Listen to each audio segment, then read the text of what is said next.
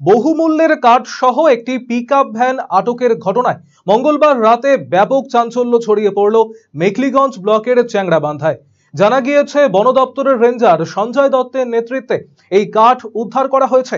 ডুয়ার্সের দিক থেকে আসছিল কাঠ বোঝাই পিকআপ ভ্যানটি। গোপন সূত্রে খবর পেয়ে সেটির পিছু নেন বন দপ্তরের ওই কর্তা।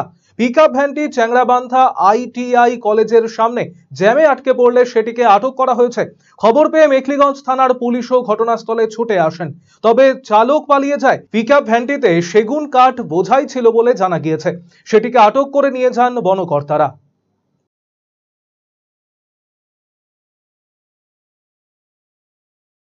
গাড়িতে কিছু কাঠ আছে, টিমার আছে, আসামি পালিয়ে গেছে। স্যার কি বলেন স্যার?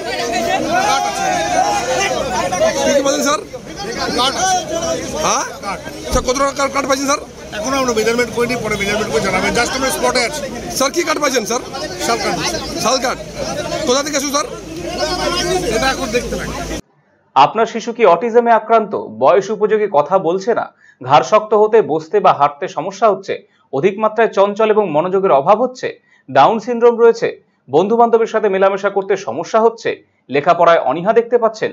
এই সমস্ত সমস্যার homeopathy, physiotherapy, occupational therapy, special education, behaviour therapy, speech therapy, counselling এবং গ্রুপ ক্লাসের মাধ্যমে সমাধান করা হয় সেবানিকেতনে। সেবানিকেতনের ঠিকানা উকিলপাড়া রামকৃষ্ণ সরণি, রায়গঞ্জ। Mobile number 7001564854, 9932716619।